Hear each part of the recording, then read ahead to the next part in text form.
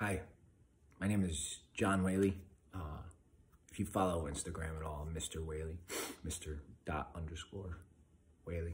I'm here to invite you to Fairfield Yabantu's discussion on this incredibly incisive and poignant film called Dawnland on Tuesday at 7 p.m.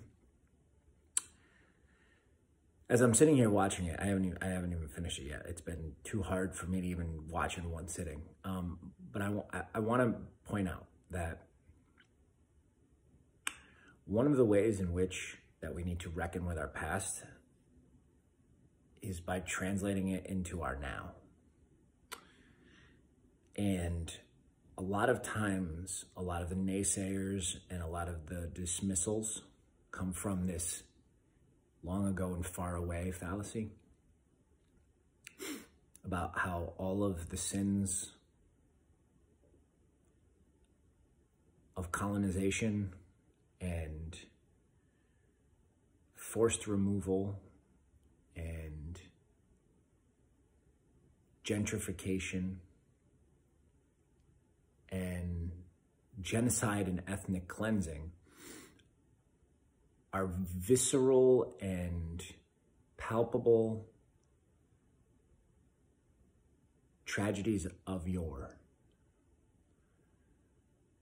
As though A, history doesn't have residue, and B, there is no trace of it any longer.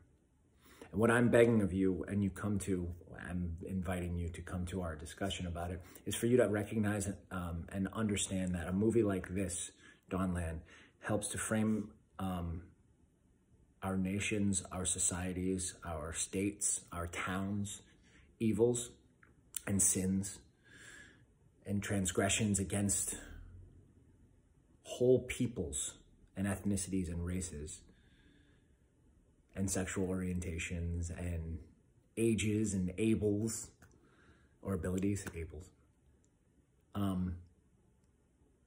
is happening here and now.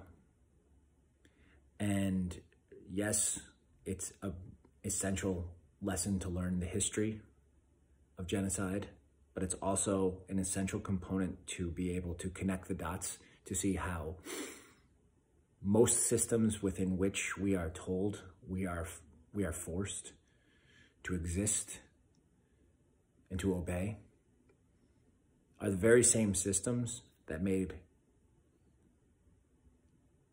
Native kids go live with white families to save the human and kill the Indian.